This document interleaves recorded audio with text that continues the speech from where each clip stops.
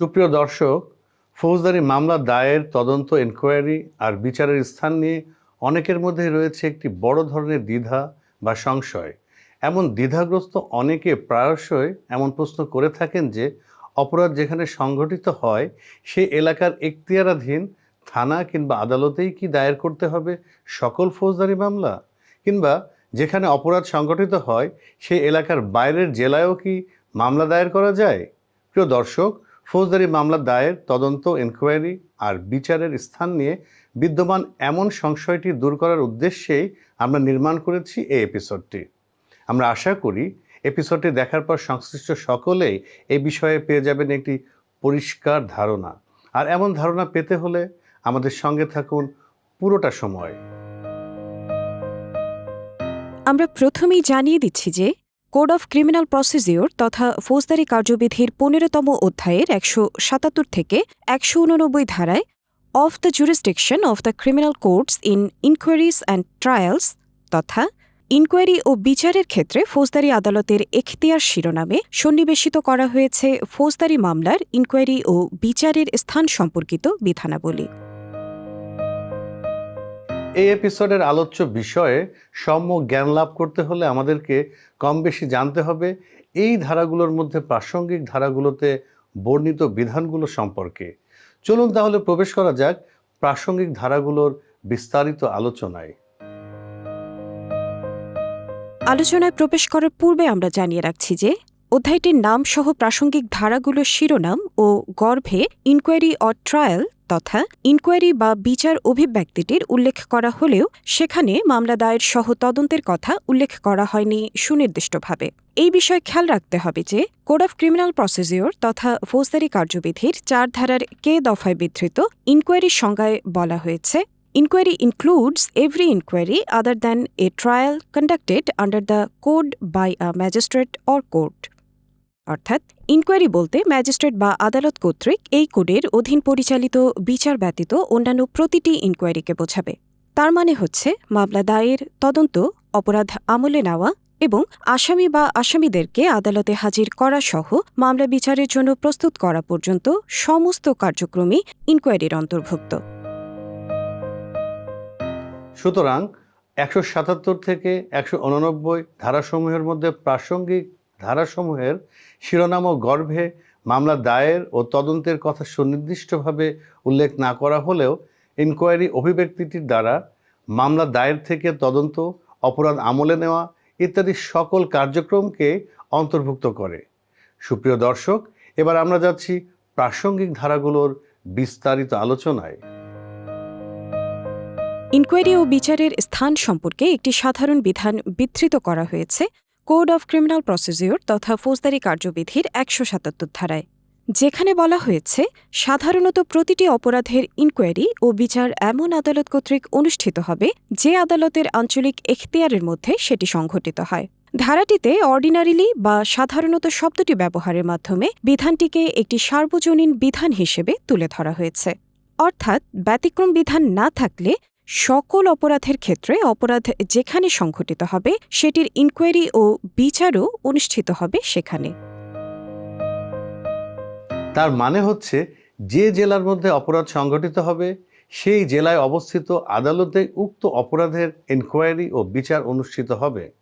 তবে অধ্যায়টির পরবর্তী ধারাগুলোতে এই সাধারণ বিধানটির কতগুলো ব্যতিক্রম বিধান সন্নিবেশিত করা হয়েছে। চলুন তাহলে আমরা জেনে নিচ্ছি এই ব্যতিক্রম বিধানগুলি সম্পর্কে। কার্য এক এলাকায়, ফলাফল আরেক এলাকায়, এমন অপরাধের মামলা কোথায় দায়ের করা যাবে এবং কোন আদালতে বিচার হতে পারে এমন অপরাধের। সুপ্রিয় দর্শক, বেশ কিছু অপরাধ রয়েছে যেগুলো একটি অ্যাক্ট বা কার্য এবং উক্ত কার্যের কনসিকুয়েন্সেস বা ফলাফলের সমন্বয়ে কনস্টিটিউট বা গঠিত হয়। সঙ্গত কারণে এমনও হতে পারে যে কার্যটি সংঘটিত হয়েছে একটি জেলা আদালতের এখতিয়ারাধীন এলাকায়, আবার উক্ত কার্যের ফলাফল উদ্ভূত হয়েছে ভিন্ন জেলা আদালতের এখতিয়ারাধীন এলাকায়। এমন অপরাধের ক্ষেত্রে মামলার ইনকোয়ারি ও বিচার সম্পর্কিত কোড অফ ক্রিমিনাল প্রসিডিওর তথা ফৌজদারি কার্যবিধির ১৭৭ ধারায় বিধৃত সাধারণ বিধানটি প্রযোজ্য হবে না।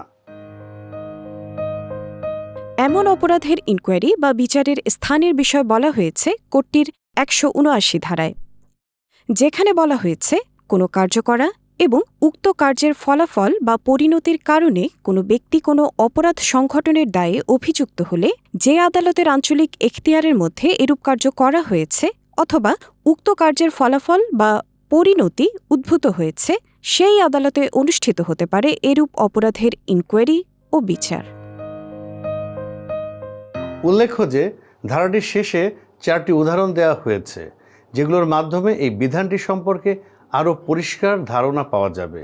তবে উদাহরণগুলোতে ইংরেজি বর্ণ ব্যবহারের মাধ্যমে ব্যক্তি বা আদালতকে নির্দেশিত করা হলেও পরিষ্কার ধারণা দেওয়ার নিমিত্তে আমরা পরবর্তী আলোচনায় এরূপ বর্ণের পরিবর্তে কল্পিত জেলা ও ব্যক্তির নাম উল্লেখ করছি। প্রথম উদাহরণে বলা হয়েছে করিম ঝিনাইদহ আদালতের এখতিয়ারাধীন এলাকার মধ্যে জখমপ্রাপ্ত হয়েছে এবং ঢাকার আদালতের এখতিয়ারাধীন এলাকায় মৃত্যুবরণ করেছে। করিমকে হত্যার অপরাধটির ইনকোয়ারি বা বিচার ঝিনাইদহ বা ঢাকার আদালত কর্তৃক অনুষ্ঠিত হতে পারে। তার মানে হচ্ছে করিমকে হত্যার জন্য ঝিনাইদহে যেমন মামলা দায়ের করা যাবে, তেমনি মামলা দায়ের করা যাবে ঢাকায়ও। একইভাবে অপরাধটির বিচারও এই দুই জেলার যে কোনো আদালতে অনুষ্ঠিত হতে পারে। দ্বিতীয় উদাহরণে বলা হয়েছে করিম ফেনী আদালতের এখতিয়ারাধীন এলাকার মধ্যে জখমপ্রাপ্ত হয় এবং কুমিল্লা আদালতের এখতিয়ারাধীন এলাকার মধ্যে 10 দিন এবং ঢাকা আদালতের এখতিয়ারাধীন এলাকার মধ্যে আরও 10 দিন অবস্থানকালে সে তার অর্ডিনারি পারসুইটস বা স্বাভাবিক কার্যক্রম পরিচালনায় অক্ষম থাকে। করিমের বিরুদ্ধে সংঘটিত গ্রিভাস হার্ট বা গুরুতর আঘাতের অপরাধটির ইনকোয়ারি বা বিচার ফেনী, কুমিল্লা ও ঢাকার আদালতের যে কোনো আদালত কর্তৃক অনুষ্ঠিত হতে পারে। তৃতীয় উদাহরণে বলা হয়েছে শরীয়তপুর আদালতের এখতিয়ারাধীন এলাকার মধ্যে করিমকে আঘাতের ভয় দেখানো হয় এবং তদ্বারা মাদারীপুর আদালতের এখতিয়ারাধীন এলাকার মধ্যে যে ভয় দেখিয়েছে তার নিকট সম্পত্তি হস্তান্তর করতে করিমকে ইনডিউস বা প্ররোচিত করা হয়। শরীয়তপুর বা মাদারীপুর আদালতের যে কোনো আদালত কর্তৃক এই এক্সটর্শন বা চাঁদাবাজির অপরাধটির ইনকোয়ারি বা বিচার অনুষ্ঠিত হতে পারে।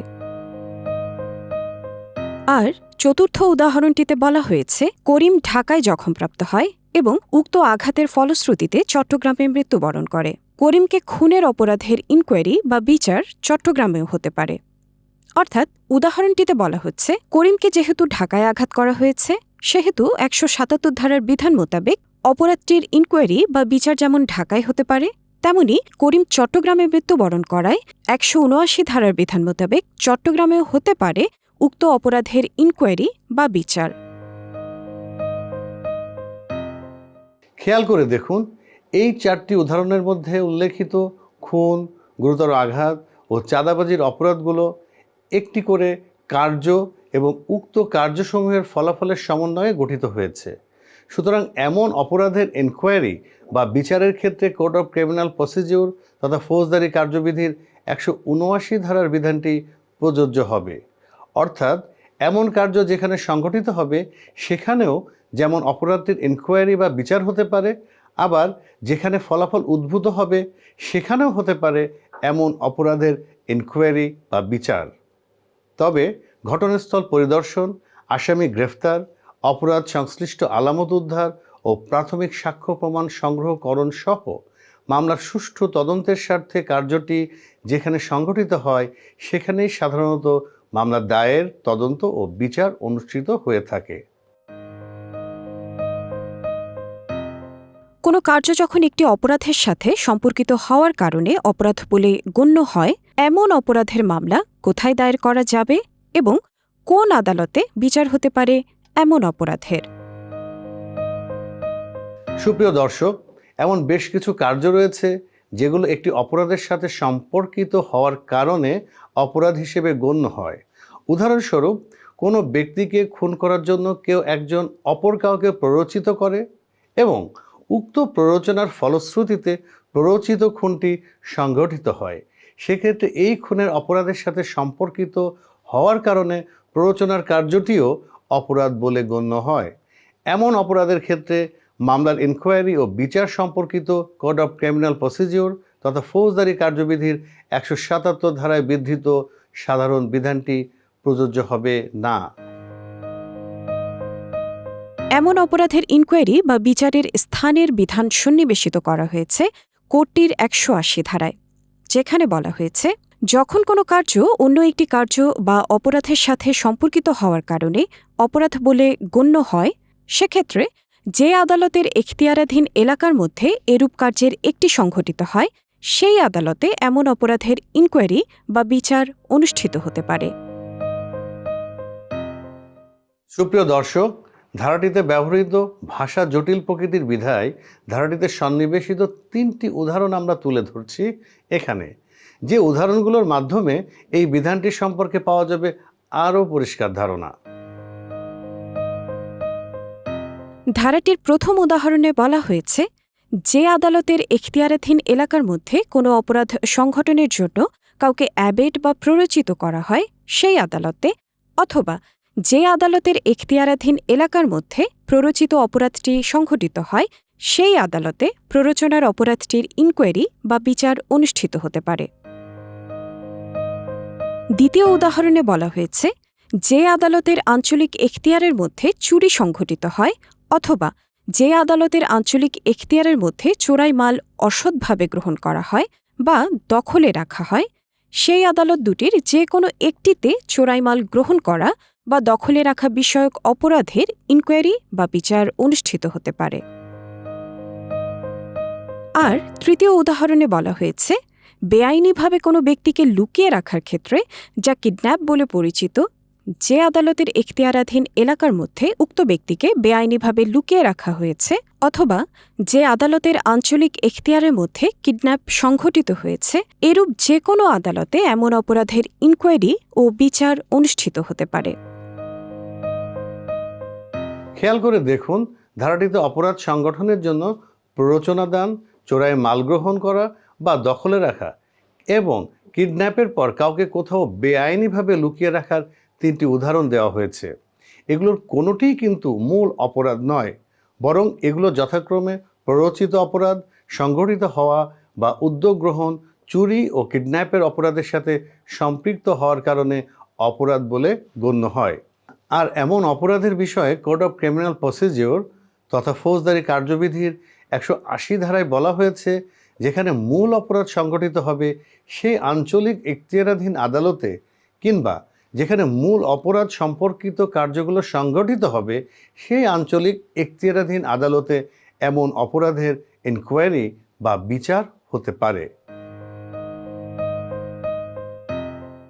দস্যু বা ডাকাত, অপরাধজনক আত্মসাৎ ও অপরাধজনক বিশ্বাসভঙ্গ, চুরি এবং কিডন্যাপিং অর অ্যাবডাকশনের মামলা কোথায় দায়ের করা যাবে এবং কোন আদালতে বিচার হতে পারে এমন অপরাধের? সুপ্রিয় দর্শক, দস্যু বা ডাকাত দলের সদস্য কিংবা হেফাজত থেকে পালানো ব্যক্তির বিচার, অপরাধজনক আত্মসাৎ ও অপরাধজনক বিশ্বাসভঙ্গের অপরাধ, চুরির অপরাধ এবং কিডন্যাপিং অথবা অ্যাবডাকশনের অপরাধের ক্ষেত্রে মামলার ইনকোয়ারি ও বিচার সম্পর্কিত কোড অফ ক্রিমিনাল প্রসিডিওর তথা ফৌজদারি কার্যবিধির 177 ধারায় বিধৃত সাধারণ বিধানটি প্রযোজ্য হবে না। এমন অপরাধী বা অপরাধের ইনকোয়ারি বা বিচারের স্থানের বিষয়ে বিধান সন্নিবেশিত করা হয়েছে কোডটির 181 ধারায়।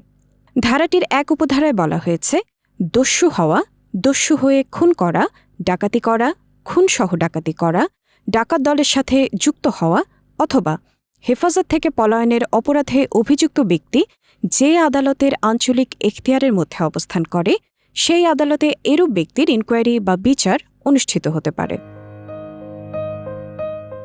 অর্থাৎ 177 ধারায় যে সাধারণ বিধানের কথা বলা হয়েছে তদানুযায়ী যে ঘটনাস্থলে এমন অপরাধীদের ইনকোয়ারি বা বিচার অনুষ্ঠিত হবে তেমন কোনো বাধ্যবাধকতা নেই, বরং 181 ধারার 1 উপধারার বিধান মোতাবেক যেখানে এমন অপরাধীদেরকে পাওয়া যাবে সেখানেই করা যাবে এমন অপরাধের ইনকোয়ারি বা বিচার।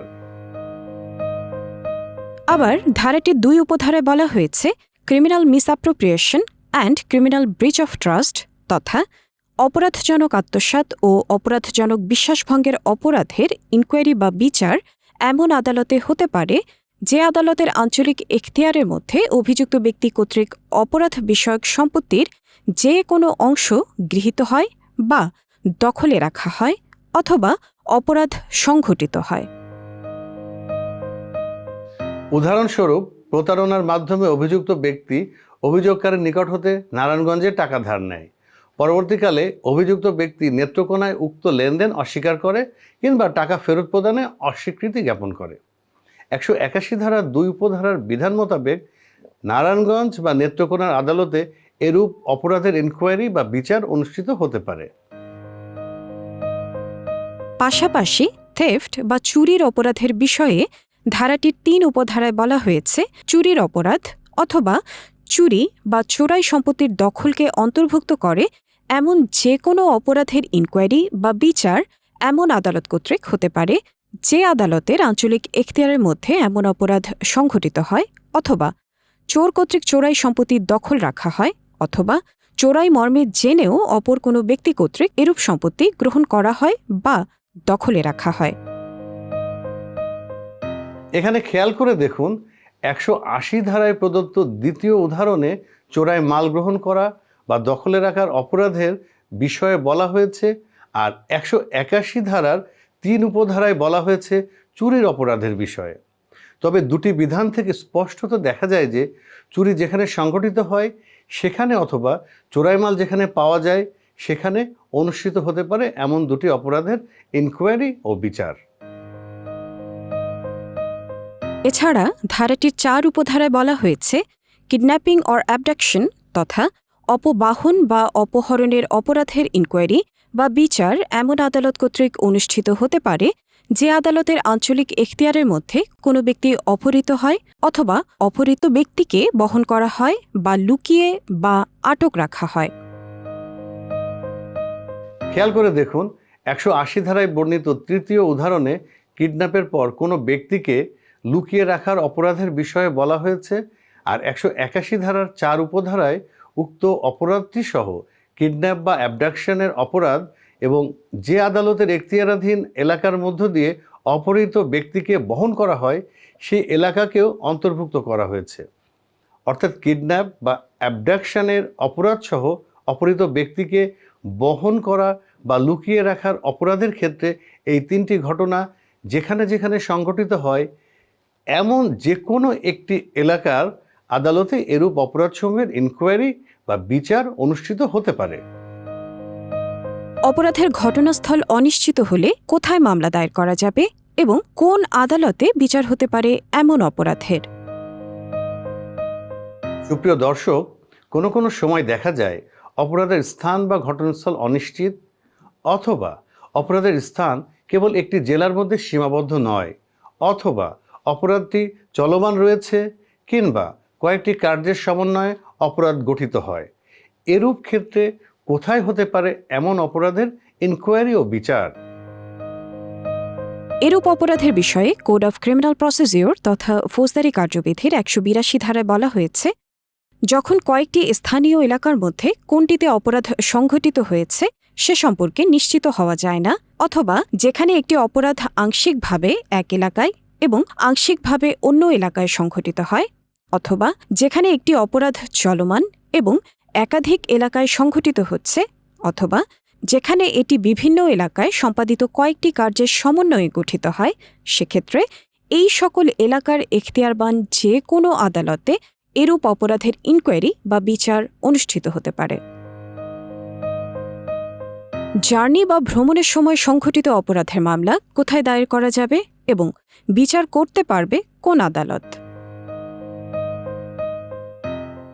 প্রায়শই দেখা যায় জার্নি অর ভয়েস তথা ভ্রমণ বা সমুদ্রযাত্রার সময় অপরাধ সংঘটিত হয়ে থাকে এবং এইরূপ ক্ষেত্রে কখনো কখনো এমন অপরাধের ঘটনাস্থল নিরূপণ করা যায় না।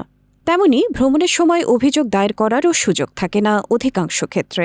আবার এমনও দেখা যায় যে এরূপ অপরাধের অভিযোগ দাখিল করতে গেলে থানার অফিসার ইনচার্জ ঘটনাস্থল তার থানার এখতিয়ারাধীন এলাকায় নয় কিংবা ঘটনাস্থল নির্দিষ্ট নয় মর্মে অজুহাতে অভিযোগ গ্রহণ করেন না।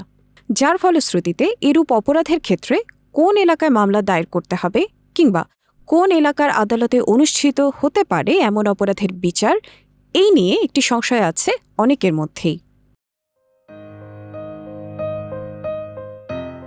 এই প্রকারের অপরাধের ক্ষেত্রে মামলা দায়েরের স্থান বা বিচারের বিষয়ে বিধান সন্নিবেশিত করা হয়েছে কোড অফ ক্রিমিনাল প্রসিডিউর বা ফৌজদারি কার্যবিধির ১৮৩ ধারায়, যেখানে বলা হয়েছে ভ্রমণের সময় যে সকল আদালতের আঞ্চলিক এখতিয়ারাধীন এলাকার মধ্য দিয়ে অপরাধী অতিক্রম করে অথবা যার বিরুদ্ধে বা যে বস্তু সম্পর্কে অপরাধ সংঘটিত হয় তিনি বা উক্ত বস্তু যে সকল আদালতের আঞ্চলিক এখতিয়ারাধীন সীমানা দিয়ে অতিক্রম করে সেই সকল আদালতে এমন ভ্রমণকালীন অপরাধের ইনকোয়ারি বা বিচার অনুষ্ঠিত হতে পারে। উদাহরণস্বরূপ, ঢাকা থেকে ট্রেন যোগে চট্টগ্রাম ভ্রমণের সময় একটি অপরাধ সংঘটিত হয়েছে। এক্ষেত্রে ১৮৩ ধারার বিধান মোতাবেক ঢাকা অথবা চট্টগ্রামে অথবা যে সকল আদালতের এখতিয়ারাধীন এলাকার মধ্য দিয়ে অপরাধী অতিক্রম করেছে সেই সকল আদালতে উক্ত অপরাধের ইনকোয়ারি বা বিচার অনুষ্ঠিত হতে পারে। সুতরাং ভ্রমণের সময় সংঘটিত অপরাধের অভিযোগের ক্ষেত্রে ঘটনাস্থল তার থানার এখতিয়ারাধীন এলাকায় নয় কিংবা ঘটনাস্থল সুনির্দিষ্ট নয় অজুহাতে থানার অফিসার ইনচার্জের অভিযোগ গ্রহণ না করার কোনো অবকাশ নেই। তবে ট্রেনে ভ্রমণের সময় সংঘটিত অপরাধের ক্ষেত্রে অভিযোগ দায়েরের বেলায় অনেক সময় দেখা যায় জেলার থানাগুলো অভিযোগ গ্রহণ বা মামলা নিতে চায় না, এই অজুহাতে যে রেলওয়ে থানার এখতিয়ারের মধ্যে অপরাধটি সংঘটিত হয়েছে। এই বিষয়ে ১৯৪৩ সালের পুলিশ রেগুলেশনসের ২৪৯ নম্বর রেগুলেশনে বলা হয়েছে, যখন রেলওয়ে এলাকার মধ্যে সংঘটিত কোনো অপরাধের তথ্য কোনো থানায় প্রদান করা হয় সেক্ষেত্রে উক্ত থানার অফিসার ইনচার্জ সাদা কাগজে তথ্যটি রেকর্ড করবেন এবং রেলওয়ে পুলিশ কর্তৃক মামলা দায়ের সহ তদন্তের নিমিত্তে দ্রুততার সাথে লিখিত তথ্যটিকে সংশ্লিষ্ট রেলওয়ে থানায় প্রেরণ করবেন। আবার রেলওয়ে এলাকার বাইরে সংগঠিত অপরাধের ক্ষেত্রে রেলওয়ে থানায় কোনো তথ্য প্রদান করা হলে রেলওয়ে থানার অফিসার ইনচার্জ ও একই প্রকার পদক্ষেপ গ্রহণ করবেন। বাংলাদেশের বাইরে সংঘটিত অপরাধের মামলা কোথায় দায়ের করা যাবে এবং বিচার করতে পারবে কোন আদালত? সুপ্রিয় দর্শক, অনেক সময় দেখা যায় বাংলাদেশি কোনো নাগরিক বাংলাদেশের বাইরে অপরাধ সংগঠিত করার পর পালিয়ে বাংলাদেশে চলে আসেন।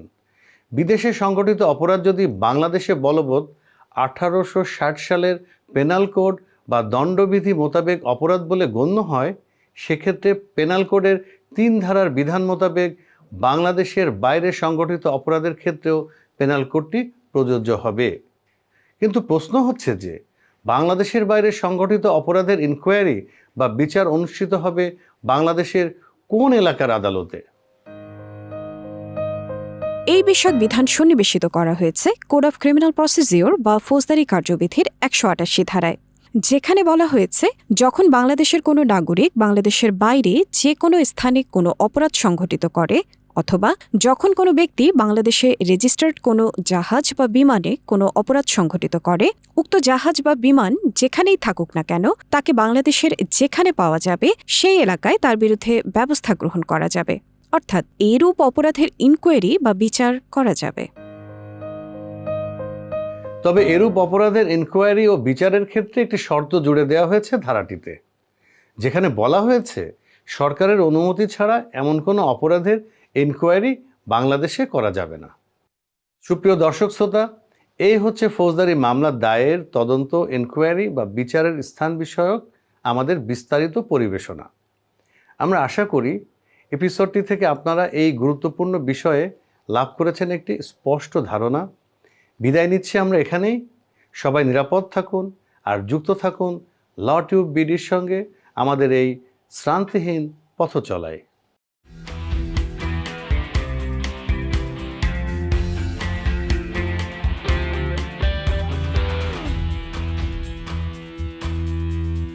যাহা বলিব সত্য বলবো, সত্য বলবো, করিলাম শপথ। যাহা বলিব সত্য বলবো, সত্য বলবো, করিলাম শপথ।